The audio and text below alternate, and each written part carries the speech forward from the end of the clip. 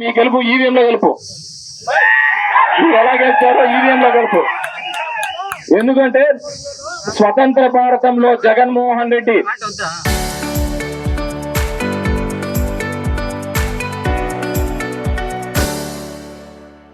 ఇంటింటికి వెళ్లి 5 లక్షల రూపాయలు ఇచ్చి ఆదుకున్నామో లేదో ఆ కుటుంబాన్ని పోయి అడిగితే తెలుస్తుందని చెప్పేసి తెలియదు. అన్ని విధాలుగా కూడా నేతన్నకు అండగా ఉన్నాం. ఈ రోజు దగ్గర ఇది 3వ సంవత్సరం. 75,000 రూపాయలు ఇదే చేనేత కార్మికులు దగ్గర ఈ 2 సంవత్సరాల్లోనే 52 మంది చేనేత కార్మికులు ఆత్మహత్య చేస్తున్నారు అని అడుగుతున్నాం. మరి వారికి మీరు వారికి ఏమాత్రం అండగా నిలబడినారు అని అడుగుతున్నా.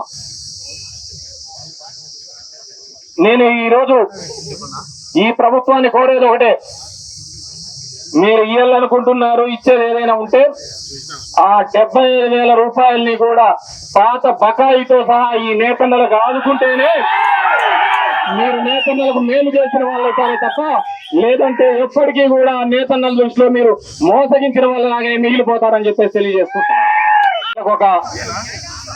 వీళ్ళని ఏదో విధంగా ప్రభుత్వం నుంచి ఆదుకోవాలా అని చెప్పేసి మొట్టమొదటిసారిగా ఈ ఆంధ్రప్రదేశ్ చరిత్రలో మొట్టమొదటిసారిగా ఎలాంటి దళార్లు లేకుండా నెలకు 600 రూపాయలు ఇచ్చే కార్యక్రమం చేయడం జరిగింది. ఖచ్చితంగా 10 సంవత్సరాల కిందట ఈ పని మేము చేయడం జరిగింది. ఎటువంటి దళారులు లేకుండా మగ్గమున్న ప్రతి ఇంటికి 600 రూపాయలు చేయడం జరిగింది.